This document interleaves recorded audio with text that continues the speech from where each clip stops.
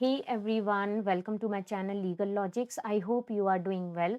दोस्तों, इस वीडियो में हम डिस्कस करने वाले हैं आईपीसी का सेक्शन 312 से लेकर 316, जिसमें मिसकैरेज के प्रोविजंस दिए गए हैं। इस वीडियो में हम देखेंगे कि अगर किसी महिला का गर्भपात कराया जाता है और उस गर्भपात के दौरान ही उस महिला की मृत्यु हो जाती है, तो इस केस में कौन रिस्पॉन्सिबल होगा? वो डॉक्टर जिसने उसका मिसकैरेज किया या उसका पति?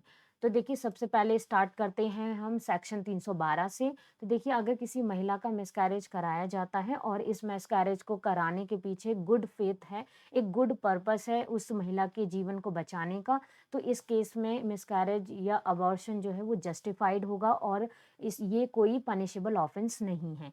बट अगर ऐसा कोई गुड फेथ गर्भपात के पीछे का नहीं है, तो इस केस में जो है 3 साल की सजा का प्रावधान किया गया है, या फाइन, या दोनों हो सकते हैं। मान लीजिए कि कोई किसी महिला के गर्भ में कोई बच्चा पल रहा है और उसे गर्भ में ही मार दिया जाता है, तो इस स्थिति में सजा जो है वो 3 साल से बढ़कर 7 साल हो जाएगी, प्लस फाइन भी देना पड़ सकता है। एक्सप्लेनेशन की अगर हम बात करते हैं, तो जो विमेन जो अपनी इच्छा से मिसकैरेज करा रही है, वो भी इस सेक्शन में आती है। एक तरीके से उस पर भी ये पनिशमेंट लागू होती है और उसे भी यही पनिशमेंट मिलेगी जो उसके पति या उसके रिलेटिव या उस डॉक्टर को मिलेगी। तो इस वाले सेक्शन में उस विमेन को भी इंक्लूड किया गया है। देखिए, नेक्स्ट सेक्शन है 313, जो बात करता है कि मिसकैरेज कराया जाता है एक विमेन का, बट उसमें उसकी कंसेंट नहीं है, उसकी सहमति नहीं ली गई, तो इस केस में जो है आजीवन कारावास का प्रावधान किया गया है और मिनिमम 10 साल की सजा तो होगी ही और प्लस फाइन। अगर आजीवन कारावास होता है तो आजीवन कारावास है, इस केस में कोई फाइन नहीं है। बट अगर आजीवन कारावास नहीं होता तो मिनिमम 10 साल की सजा प्लस फाइन तो होगा ही। उसके बाद देखिए 314, जो बात करता है कि अगर किसी महिला का गर्भपात कराया जाता है और उस गर्भपात के दौरान ही उस महिला की मृत्यु हो जाती है, और जो गर्भपात कराया गया था वो उसमें उस महिला की इच्छा थी, बट किसी दुर्घटनावश उसकी मृत्यु हो जाती है, इस स्थिति में 10 साल की सजा का प्रावधान किया गया है, प्लस फाइन भी देना पड़ सकता है। दूसरा पॉइंट आता है कि मान लीजिए कि महिला की मृत्यु हो जाती है गर्भपात के दौरान और उस महिला की कंसेंट नहीं ली गई थी, तो इस स्थिति में भी आजीवन कारावास का प्रावधान किया गया है। और इसके ये जो ऑफेंस है, ये एक कॉग्निजेबल ऑफेंस है।